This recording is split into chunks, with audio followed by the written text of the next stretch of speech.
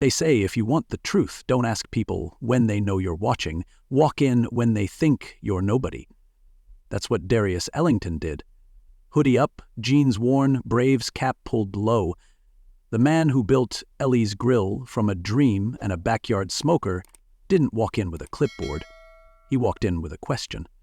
Was there anything left worth saving? What he found was a place bearing his grandmother's name, but not her heart, not her grit, not her grace. If that sentence hits you somewhere deep, if you've ever stepped into something you built and wondered when it stopped looking like yours, don't just nod. Share this story. Somebody else out there is wondering the same thing. Somebody who stopped showing up. Hit that like button now and stay with me, because what Darius heard next changed everything. And don't forget to hit that subscribe button, because tomorrow we have another incredible story, and there are many surprises waiting for you in the next parts. Nobody looked up when he stepped through the door. Not a nod, not a smile. The smell of sweet cornbread and smoked brisket clung to the air, but the warmth was fake, like a furnace blowing through an empty church. Kendall, head down tapping his phone, barely registered the next customer in line. Marina chewed gum with the passion of a bored teenager waiting on summer break. "Next," she said, voice flat as a diner coffee pot left on too long. "Pulled pork sandwich and a side of baked beans, please," Darius replied, careful not to overperform. She punched it in without ever seeing his face, paid in cash, no spark of recognition, not even a flicker. When the owner is invisible, what else has disappeared with him? And then came the twist that pulled the rug. "You see him?" Kendall said, sliding his phone away. "Another walk-in, probably off Peachtree," Marina snorted. "Bet he don't even tip. They never do. Since they started hiring from that shelter program, it's been downhill. They thought he was just another nobody. That's what happens when you stop watering the roots and just assume the tree's fine. Owner's some rich dude, black guy too, but he never comes around," Marina added, chewing louder, "probably sipping green juice in Buckhead. We the ones doing everything." Darius blinked. That heat in his gut wasn't anger, it was colder than that. Disappointment. This place used to be the kind of joint where a kid from a shelter could turn their whole life around, where second chances were the rule, not the exception. But now? Now it was a job for some and a joke for others. And the worst part? They were wearing his name across their uniforms. Kendall leaned over and chuckled. "Bet he don't even know half the people he hired." He wasn't wrong, but not in the way he thought. Darius scanned the room. An older man in a suit stirred his coffee like it had personally offended him. A young mother bounced a toddler on her lap while looking around for anyone to refill her water. No one moved. No one cared. It used to feel like Sunday supper, like your auntie's laugh echoing off the walls. Now it felt like waiting in line at the DMV with a tray of meatloaf. Ellie wouldn't have recognized this. Darius looked at the counter, at the order that was probably already being prepared in the back. But suddenly, food wasn't what he came for. "Actually," he said, stepping back up to Marina, "cancel that sandwich." She didn't look up. "You sure?" "Yeah," he said, voice even. "Lost my appetite." And he walked out. Quiet, deliberate, like a man who just realized his house had been lived in by strangers. He sat in his car, gripping the steering wheel like it might tell him what to do next. His fingers tapped a slow, thoughtful rhythm against the dash. What hurts more, being forgotten, or being remembered all wrong? That's when he made a choice most bosses never do. He didn't drive off. Instead, he circled the block, stopped at the gas station, bought a coffee, and came back. Not to the front door, but the alley, the back of the building, the unlit side of the story. There were no cameras there, just a rusted-out steel door and a cracked open window above it where the cooks sometimes caught their breath between rushes. That's when he heard it. Laughter. Deep and loud. Reggie. Big Reggie. The same man Darius hired fresh out of a halfway house, who'd worked his way up to grill master. But what Reggie was laughing at would split Darius in two. "You really think he coming back?" Kendall's voice again. "If he does, He'll probably walk in all fancy, act like he invented gumbo or something. More laughter. Mr. Ghost Boss, Marina added. Got his picture on the wall but never shows his face. What kind of boss is that? Darius held his breath. Reggie's laughter stopped. A chair creaked. Y'all know he started this place with a smoker in his driveway, right? Reggie's voice dropped low, heavy. $200, one table and a folding chair. He built this with bruises, not contracts. Marina's response came sharp. So? Reggie paused, then said, So? Watch your mouth. Another silence. Longer this time. Kendall broke it with a scoff. You act like he died or something. Ain't nobody seen him in months. Why should we care more than he does? And then Reggie said the one thing Darius couldn't unhear. Keep talking like that and you'll find out why folks don't stick around here. Respect goes both ways. That line hit harder than any insult. Respect goes both ways. Darius stepped back from the wall, stomach twisting. Was he proud of Reggie? Or ashamed he left men like Kendall unchecked? Was he a ghost boss or a gardener who forgot to water? Ellie's voice rang in his head. Don't matter how good the seeds are, baby. If you don't show up to water 'em, they won't grow. That's when Darius knew. This wasn't a food problem. It wasn't even a people problem. It was a presence problem. He had built something meaningful and then left it on autopilot, assuming values ran on cruise control. But culture doesn't keep. It curdles when left unattended. If this story is pulling at something inside you, don't let it go. Hit that like. Share it with someone who's built something real, something worth saving, somebody who needs to walk back into their own house and remind it what home feels like, because Darius didn't walk away from Ellie's grill that night. He walked into it, finally, and this was just the beginning. What happens in that staff meeting the next morning? Trust me, you'll want to hear it. Don't miss it. Darius sat in the parked car with the engine off, the air thick with thoughts he didn't want but couldn't avoid. The diner buzzed with movement just yards away, its lights glowing like a stage without direction. Food was being served, orders were being taken, but the soul of the place? It was unplugged, like a lamp still humming but casting no warmth. He stared at the neon sign above the door, Ellie's Grill, and wondered how something that bright could feel so dim. The silence inside his car was louder than the clatter of dishes behind that glass, and maybe that was the first sign when a place you love starts talking back through its absence. It's time to stop pretending everything's fine. He didn't move. He watched. One by one, customers filtered in and out, each one painting a picture of who this place used to serve and who it now overlooked. A teenager with a backpack too big for his frame walked in like he wasn't sure he belonged. A construction worker with boots still caked in red Georgia dust glanced at the counter like he was asking permission instead of placing an order. An older woman peeked inside, took one look at the cashier's expression and walked away. No order, no confrontation, just a quiet decision to not be disrespected. And as Darius watched them, a question sharpened in his chest like a needle. Were they still showing up, or just surviving it? Because he remembered when people came in for food and stayed for dignity, when the vibe in the room felt like Sunday dinner instead of Monday frustration. And here's the twist that landed hardest.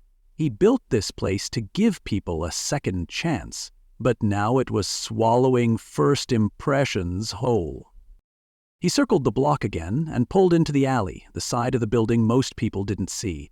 The rusted door, the crooked light fixture hanging by a screw, the smoke curling from a kitchen window left open more out of habit than regulation.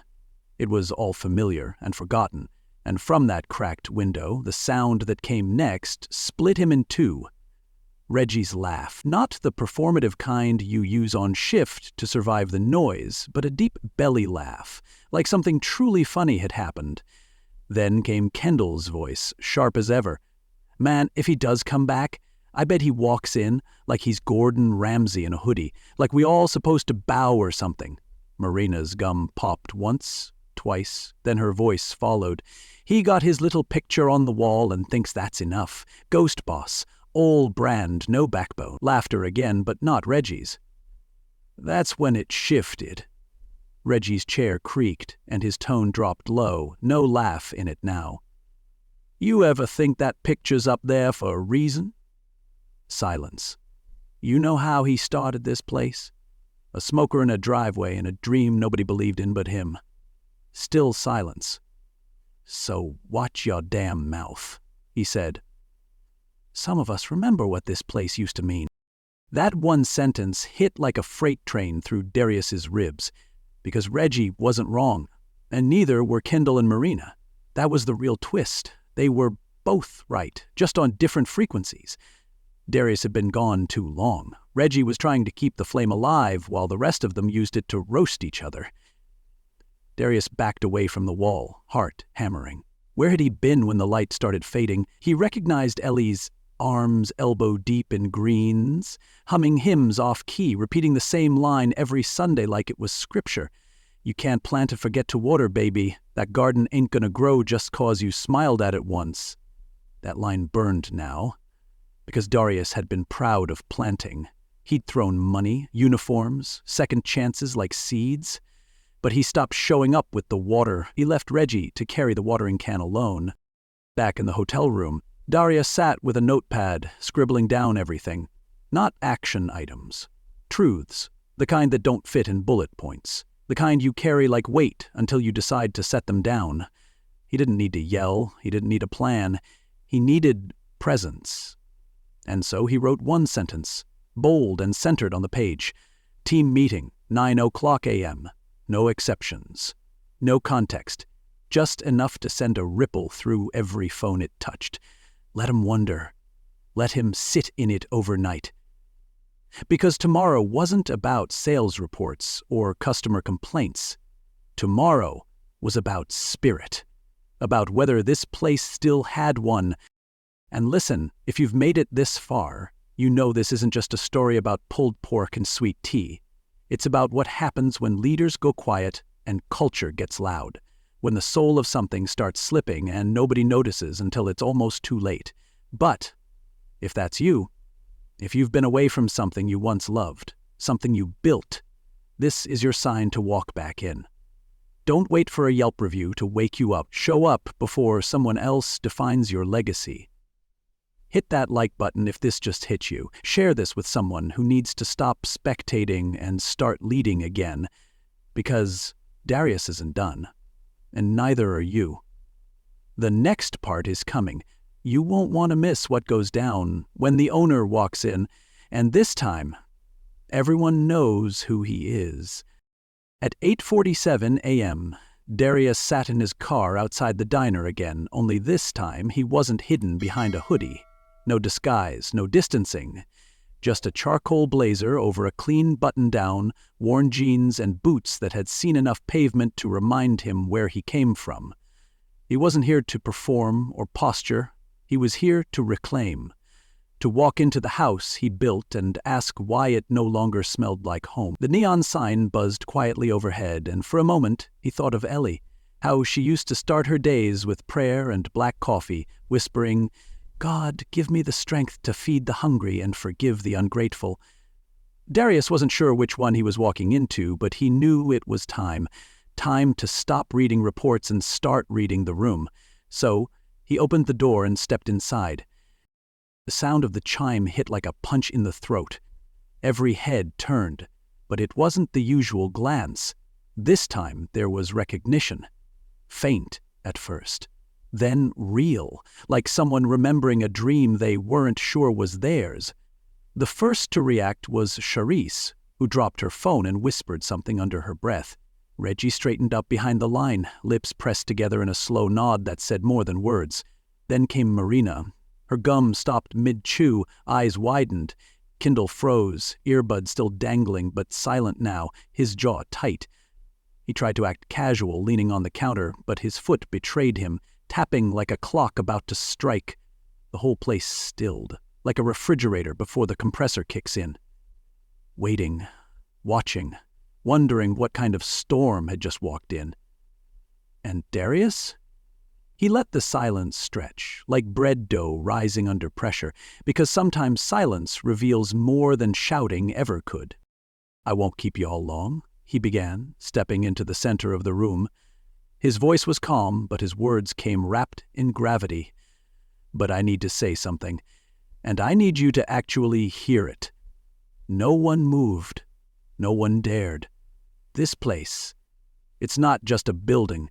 It's a living, breathing thing. It was born in my grandmother's kitchen. Ellie Mae Ellington. Some of you never met her, but if you had, you'd understand why this place carries her name like a crown. He glanced around, saw Reggie's eyes soften, Tiana's lips tremble slightly. She fed people whether they had money or not. She gave second chances like they were napkins. Always offered, never asked for, because she believed people weren't broken, just overlooked. He let that land. Claire then added, "When I opened this place, I wanted to take her kitchen and give it a front door, somewhere folks could eat, work, and feel seen, not just served, seen.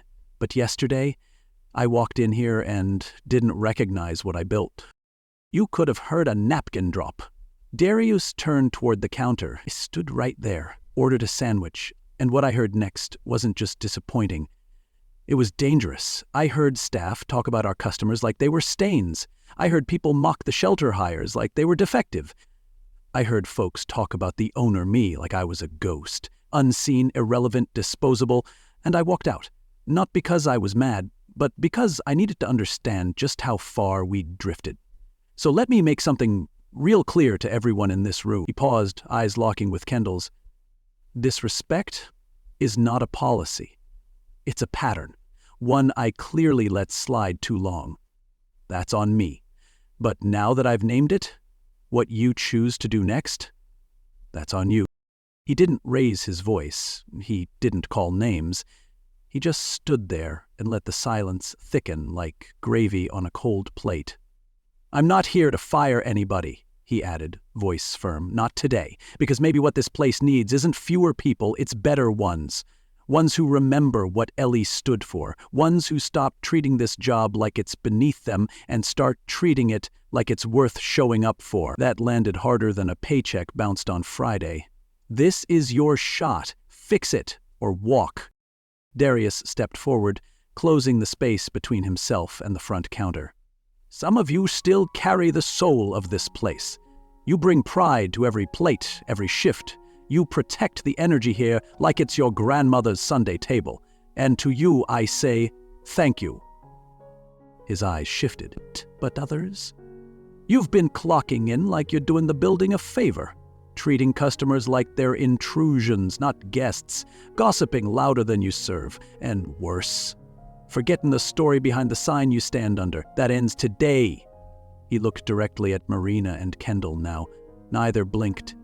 "You two, we're not done. You're gonna come with me after this." He didn't shout. He didn't flinch. He just turned and walked toward the back, the hallway door swinging open like a verdict. They followed. Silently, slowly. Not punished, but definitely on trial. And listen, if you're still here, ask yourself this. Where in your life have you let the mission slip through the cracks of convenience? What have you built that's now being misunderstood or mishandled because you thought being hands-off meant being respectful? Darius forgot that presence is protection, that absence is its own form of permission. Don't make that mistake. Don't just build. Stay. Show up. Call it back before someone else calls it wasted. If this hit home, you know what to do. Like it, share it, and get ready for the next event. Because the meeting's over, but the real reckoning is about to begin. Darius didn't come in to bark orders or keep score. He came in to see. And he saw everything. From his usual booth near the window, he watched the kitchen move like a body recovering from injury. Stiff, cautious, but still breathing. Marina stood straighter today, hair pulled back tighter, words clipped but polite. Her smile flickered in and out, like a radio signal searching for the right station. She was trying, no doubt, but trying on borrowed confidence. Kendall, on the other hand, ducked the front whenever he could, took out the trash twice in an hour, hid behind side work like it was camouflage. When he did speak to customers, his voice dropped to a mumble, short and rushed, like he was racing to disappear. Darius jotted notes on a legal pad, but he wasn't grading. He was measuring heartbeats, who still had one for this place and who had flatlined. Then came Isaiah. Young, maybe 19, hoodie a size too big, hands fidgeting in his pockets like they were trying to hide from the world. He stood in the doorway for a second too long, eyes darting around like he was checking for exits, not menus. Marina glanced up, blinked, then looked away. Kendall stepped back from the counter and vanished again, just like that. And that's when Reggie walked out from the kitchen, wiping his hands on a rag, and locked eyes with the boy. "You got this," Reggie said, not loud, but loud enough. Isaiah's shoulders lifted a little. He stepped up to the counter, voice low. "Catfish combo? With greens instead of fries?" Marina's fingers hovered over the register. "That it?" He nodded, fast. "Thanks," he added, clutching the receipt like it might escape him. That small exchange, awkward, tentative, human, felt bigger than any training manual. Because here's the truth, policy doesn't change people. People change people. And one act of real kindness shifts more than 1,000 corporate memos. When the lunch rush died down, Darius stepped to the counter and looked Marina square in the eye. "You know who that was?" She blinked. "No. Should I?" Darius nodded toward the front door, where Isaiah had just walked out with his food held like a trophy. Isaiah Penn started the shelter program last week, came here on recommendation, first job interview in 3 months. He was told this place gives folks a real chance. Her mouth opened slightly. "Oh." Darius didn't raise his voice. "He's not broken. He's not dangerous. He's just trying to start over, like a lot of people who've worked here. Like some of the folks standing behind you now." She looked down at her hands. "He looked like he wanted to disappear," she said quietly. Darius nodded.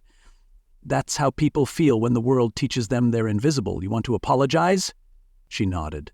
Then don't say it to me. Say it through how you treat the next 10 people who walk in." The rest of the shift moved like a slow river starting to thaw. Orders came out faster. Smiles weren't perfect, but they showed teeth now. By closing time, the tip jar was fuller than usual, and the air didn't feel so heavy. Kendall wiped down a table near the back, then walked up to Darius without being asked. "I talked too much," he said, voice low. "Didn't realize how loud I was being." Darius leaned back, arms crossed. "You weren't just loud. You were wrong." Kendall nodded once, eyes steady. "Yeah, I don't want to lose this job. I'll do better." Darius didn't offer him a pat on the back, just a nod. "I believe in second chances, but only when the first one gets acknowledged." Marina, meanwhile, stayed late, said little, but when she clocked out, she left her apron neatly folded on the counter, not as a resignation, as a gesture, a kind of quiet apology. Trust, after all, is a dish best earned warm, not microwaved for convenience. Back in the kitchen, Reggie handed Isaiah his to-go bag personally. "Good choice," he said with a grin. Ellie always said catfish was brain food. They fist-bumped, and Isaiah walked out, smiling, not wide, but real. That was the spark, not a flame, not a celebration, just a flicker of what this place used to feel like. Darius stood in the doorway, watching it all, letting the kitchen hum around him like an old song slowly coming back to key. No speeches, no announcements, just watching how the air in the room started to breathe again. That night, he didn't toast the moment, he didn't call a friend, he just sat at his booth with his notepad and scribbled what still needed fixing. Because this wasn't redemption. It was a crack in the wall where light started to shine through. He made a promise to himself right then. He wouldn't wait to be unrecognized again. This place needed more than menus and mop buckets. It needed memory. It needed a presence, feeling invigorated. It needed him. So here's your moment. What are you building that's drifting while you assume it's fine? Where in your life have you given people jobs but not purpose, second chances but no witness? If this story made your chest tighten or your gut churn, good. That means there's something in you that still cares. So don't just feel it, act on it. Like this story. Share it with someone who's letting good things slide without even noticing, and stay with me for the next things. Because tomorrow, Darius gives them the choice. And not everybody makes the same one. The next morning, the diner was quiet. The kind of quiet that carries weight. Not the calm before chaos, but the pause before decision.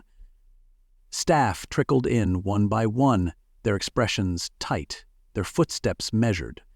No one knew exactly what to expect, only that something had shifted. Darius stood at the front, sleeves rolled, hands resting on 2 folders thick with paper, each one carrying the weight of every conversation, every mistake, every second chance waiting to be either taken or walked away from. He looked at the team, then said simply, "Today, you choose. Not with your mouths, with your names." One folder was labeled "Stay," the other "Go." Stay meant stepping up, not just clocking in. Go meant leaving with 2 weeks' pay and a recommendation. No drama, no shame. "You don't owe me an explanation," he said, "but you owe this place your truth. Choose what you can commit to, and whatever you pick, mean it." Nobody moved right away. Darius had expected that, but he also knew what was coming next. The ripple. The first one to step forward would break the silence. It was Reggie, of course, worn apron, quiet pride. He picked up the stay folder, signed his name like it was a final draft, and said, "This place saved me. I don't care who walked away from it, I'm walking back in." That unlocked the room. Charisse moved next. "This was my first real shot out of school," she said, scribbling her name and stepping back with her shoulders squared. Tiano followed, eyes wet but voice clear. "You brought me in when nobody else would. I ain't done giving it back." Each name added to the folder didn't just fill space, it added weight to the mission. A weight Darius hadn't realized they were still willing to carry, but not everyone walked toward the same door. Marina sat at a booth alone, staring at the Go folder. Her hands were still, her jaw set. After 10 minutes, she stood, walked over and sat across from Darius. "I think I need to go," she said, voice quiet but unshaken. "I don't think I was ever built for a place like this. I was chasing a paycheck, but you need people who chase purpose." Darius didn't interrupt, didn't persuade, he just listened. When she stood to leave, she placed her folded uniform on the booth seat beside her, gave him a faint smile and said, "I'll remember the last 2 days more than the last 2 months." That was her truth. And truth, when spoken clearly, doesn't need defending. Darius nodded. "You handled today with more grace than I expected. That matters." And she left, not with drama, but with dignity. By the time the shift ended, only one name was missing. The room had gone back to the buzz of prep and laughter, but Darius noticed the silence behind it, the silence Kendall carried. He walked in late, as usual, but this time no phone, no slouch, no headphones, just quiet footsteps and a folded sheet of paper in his hand. He laid it on the counter, looked Darius in the eye and said, "I'm staying, and I'll earn it this time." No speech, no excuses, just a steady voice and a chance. Darius looked him over, then gave the smallest nod. "Then don't make me regret it." And that was that. No applause, no confetti, just choices made, lines drawn, and a new foundation poured. Quietly, deliberately.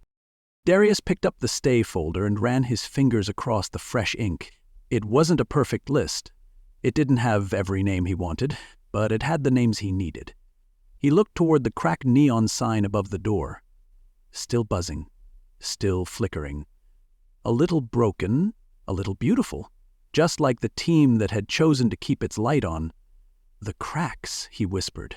"Let in the light, but now it's on us to keep it glowing." And if you've ever stood at your own crossroads, between comfort and conviction, between the easy paycheck and the purpose that stirs your gut, then let this be your moment. Choose, not tomorrow, not next quarter, now. Like this story if it moves something inside you. Share it if you know someone stuck between settling and stepping up, because in the next part, this diner doesn't just survive, it becomes something worth believing in again. You don't want to miss what happens when the community starts to come back. And they bring more than just hunger, they bring hope. It was a quiet Thursday. Not slow. Quiet. The kind of hum that only happens when people are doing things right without needing to be told. The lunch crowd flowed in like clockwork, and the register never stuttered. Orders for catfish and greens came in steady. Kids giggled over extra cornbread. Tiana made jokes that actually landed. And at the center of it all, Darius stood behind the counter. Not to supervise, not to stalk, but to be present. He wasn't hiding in a booth with a notepad. He wasn't testing anyone. He was just there. A steady current in a river finally back on course. The place hadn't been perfect in weeks, but for the first time, it didn't matter. Because it was honest. And in that honesty, something sacred returned. The moment came in the form of a dessert. Charisse emerged from the kitchen with a plate of peach cobbler, steam rising in lazy ribbons. She slid it across the counter with a smirk. "I used her recipe," she said. "The one you kept laminated in the office binder?" Darius picked up the fork and took one bite. The crust was crisp, the filling warm like a memory. It hit his tongue like church music. Soft, imperfect, but full of soul. He looked up, and for a second the whole room quieted in his head. He could almost hear Ellie's laugh, that raspy chuckle layered with wisdom and sass. "She'd be proud of you," he said to Charisse. But what he really meant was, she'd be proud of all of us. And that truth sat heavier than any check. Later that afternoon, Isaiah returned, hoodie off, shirt tucked in, shoulders set like he'd remembered they belonged to him. He walked up to the counter not to apply for a shift, but to say thank you. "I got that job," he said, a grin stretching his face. "Cleaning buses over on Glenwood. It's not much, but it's mine." Darius clapped him on the back, harder than expected, like pride needed a physical response. "You good?" he asked. Isaiah nodded, voice a little shaky. "Yeah, I'm good, man. First time I've said that in a while. Sometimes healing doesn't announce itself, it just shows up, orders a soda and says thanks." That moment said more than a staff meeting ever could. As the sun dipped low and the last few guests filtered out, Tiana wiped down table 5 and noticed a folded piece of paper next to the salt shaker. She brought it to Darius, eyebrows raised. "Customer left this, said it was for the owner." He unfolded it slowly. The handwriting was shaky, slanted, but full of care. It read, "Been coming here since y'all opened. Thought I lost the feeling when it changed.